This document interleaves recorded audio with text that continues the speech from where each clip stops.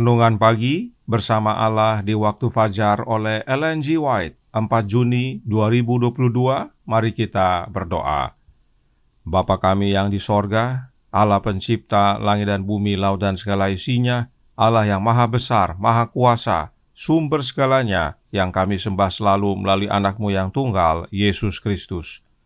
Terpujilah Yesus, anak Allah yang maha tinggi, yang adalah pencipta dan penyempurna iman kami.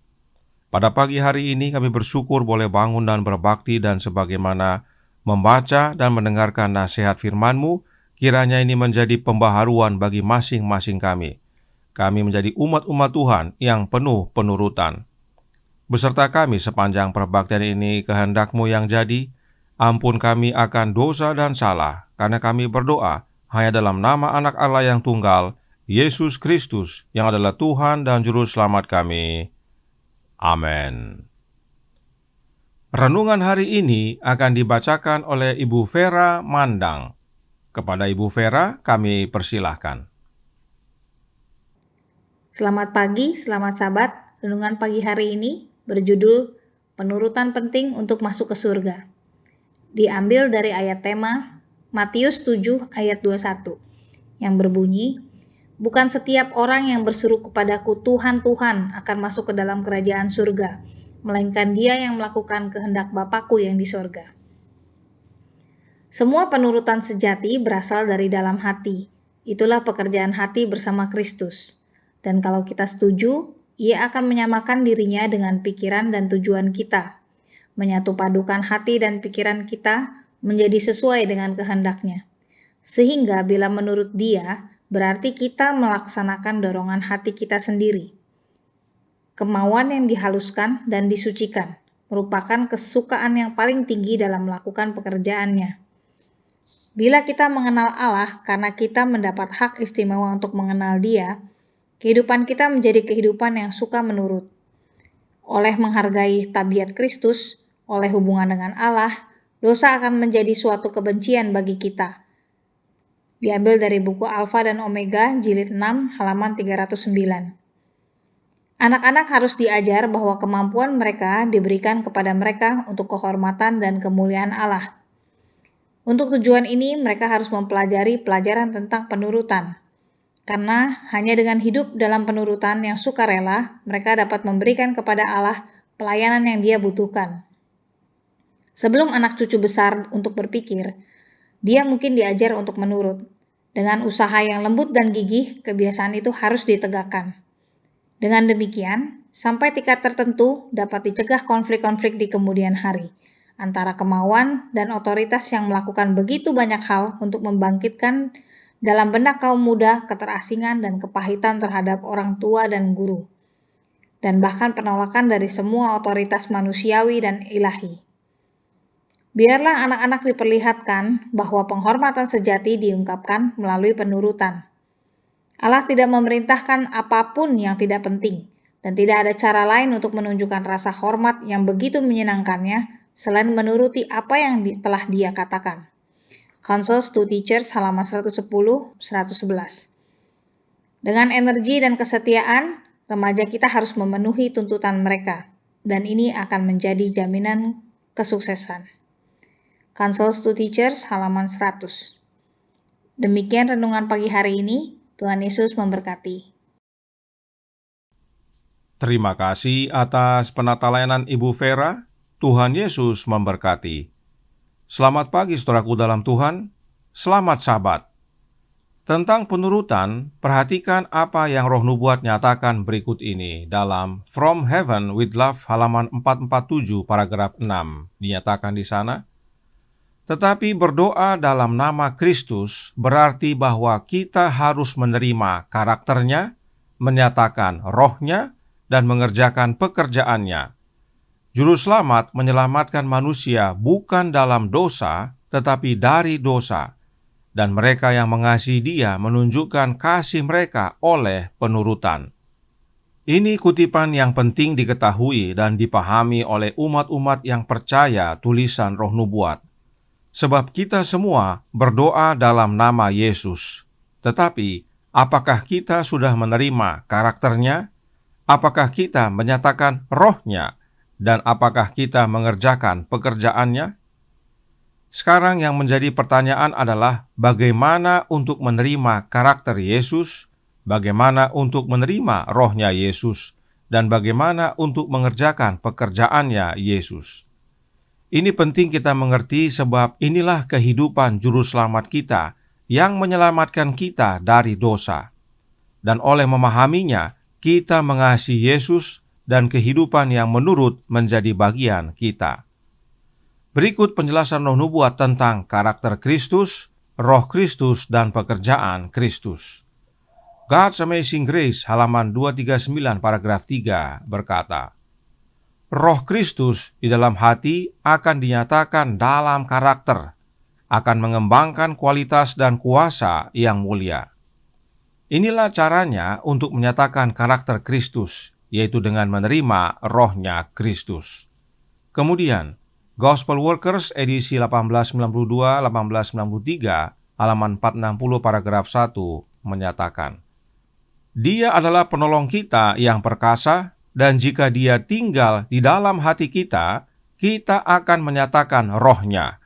Kita akan saling mengasihi. Kita tidak bisa menahannya karena Dia adalah kasih. Jadi, untuk menyatakan rohnya Kristus, kita harus menerima Kristus tinggal dalam hati kita. Sebab tidak mungkin kita menyatakan rohnya Kristus, sementara yang tinggal dalam hati kita adalah oknum yang lain. Harus Kristus yang tinggal dalam hati kita, agar kita dapat menyatakan rohnya, yang adalah hidupnya, dan hidup Yesus adalah hidup yang penuh kasih. Dan bila roh Kristus nyata dalam kehidupan kita, maka kita akan saling mengasihi, sebab Yesus adalah kasih. Selanjutnya, dalam suratnya nomor 52 tahun 1891 paragraf 28, dijelaskan di sana, jika semua pekerjaannya untuk guru dilakukan dalam roh Kristus, dalam kelembutan, kerendahan hati, dengan pandangan tunggal pada kemuliaan Allah, dengan integritas yang rela, maka ada nilai, ketahanan, dan kesempurnaan dalam pekerjaan. Untuk itu menyandang kredensial ilahi. Dalam bekerja bagi Yesus juga harus dalam roh Kristus, agar pekerjaan itu ada nilainya. Sebab memang di luar Kristus kita tidak dapat berbuat apa-apa. Karenanya untuk menyatakan karakter Kristus, menyatakan rohnya Kristus, dan mengerjakan pekerjaan Kristus, wajib bagi kita untuk memiliki Kristus di dalam hati kita oleh kehadiran rohnya.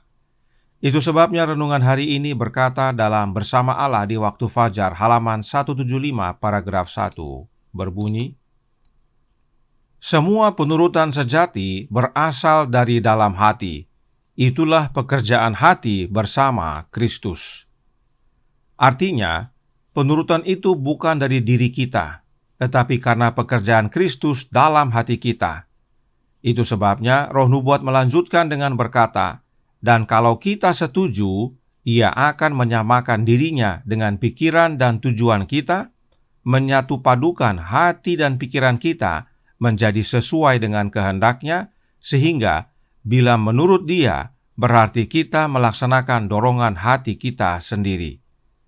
Sederhananya, saat hati kita bekerja sama dengan Kristus, hal itu berdasarkan pilihan kita sendiri, kuasa memilih kita gunakan, dan kita memilih untuk kerjasama dengan Kristus. Apa hasilnya?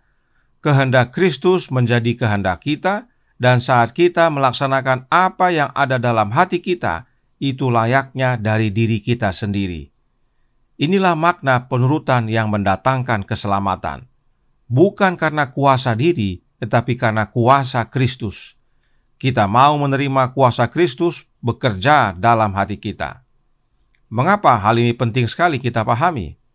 Karena renungan hari ini berkata dalam Bersama Allah di Waktu Fajar, masih dalam halaman 175 paragraf pertama. Dijelaskan di sana, bila kita mengenal Allah, karena kita mendapat hak istimewa untuk mengenal Dia, kehidupan kita menjadi kehidupan yang suka menurut. Bagaimana caranya untuk mengenal Allah? Dengan mengenal anak-Nya. Sebab dengan mengenal Yesus, kita mengenal Allah yang adalah Bapa. Inilah pentingnya kita memiliki Kristus dalam hati kita, sebab oleh kehadirannya kita mengenal Bapa. Ingat, tujuan Kristus diutus ke dunia ini untuk menyatakan Bapa kepada kita, yang adalah Allah, dan dengan mengenal Allah, menjadikan kehidupan kita suka menurut. Inilah pola yang Yesus teladankan bagi kita. Dia berkata dalam Yohanes 14 ayat 10 dan 11, "Tidak percayakah engkau bahwa aku di dalam Bapa dan Bapa di dalam aku? Apa yang aku katakan kepadamu, tidak aku katakan dari diriku sendiri, tetapi Bapa yang diam di dalam aku, dialah yang melakukan pekerjaannya. Percayalah kepadaku bahwa aku di dalam Bapa dan Bapa di dalam aku, atau setidak-tidaknya percayalah karena pekerjaan-pekerjaan itu sendiri." Kehidupan Yesus yang penuh penurutan, karena Bapa tinggal di dalam Yesus. Apa yang Yesus katakan itu berasal dari Bapanya, dan apa yang Yesus kerjakan itu juga atas perintah Bapanya. Hal yang sama dapat menjadi bagian kita asal kita mau menerima Bapa tinggal dalam kita. Bagaimana caranya? Oleh kehadiran Kristus dalam hati kita. Sebab dengan menerima Kristus dalam hati kita, hal itu sama dengan menerima Bapa tinggal dalam kita. Sebab Yesus adalah Immanuel, Allah beserta kita. Karenanya, mengenal Bapa dan Anaknya adalah penurutan, yaitu penurutan penting untuk masuk sorga. Itu sebabnya Yesus berkata, "Inilah hidup yang kekal, yaitu kita mengenal Bapa dan Anaknya." Tuhan memberkati, saya bawa dalam nama Yesus. Amin. Mari kita berdoa. Bapa kami yang di sorga, Allah pencipta langit dan bumi, laut dan segala isinya, Allah yang maha besar, maha kuasa, sumber segalanya, yang kami sembah selalu melalui anak-Mu yang tunggal, Yesus Kristus. Terima kasih ya Bapa atas nasihat indah pada pagi hari ini, bahwa penurutan itu penting untuk kami dapat masuk ke dalam kerajaan sorga. Namun penurutan itu bukan karena kuat kuasa diri kami, tetapi berdasarkan penurutan sejati, oleh karena kami bekerja sama dengan Kristus. Hati kami bersatu dengan Dia, kehendaknya menjadi kehendak kami. Dan ini hanya dengan menerima kehadiran Kristus dalam hati, yaitu oleh kehadiran Roh-Nya. Kami dapat menyatakan karakternya, kami dapat menyatakan Roh-Nya, demikian juga kami dapat mengerjakan pekerjaannya. Karenanya tolong kami ya Bapa, curahkan Roh Anak-Mu dalam hati ini. Tolong kami ya Yesus agar bertumbuh menjadi serupa dengan Engkau hingga pada akhirnya siap untuk menyambut kedatangan-Mu yang kedua kali yang sudah tidak lama lagi. Beserta kami sepanjang hari ini kehendak-Mu yang jadi, ampun kami akan dosa dan salah, karena kami berdoa hanya dalam nama Anak Allah yang tunggal, Yesus Kristus, yang adalah Tuhan dan Juru Selamat kami. Amin.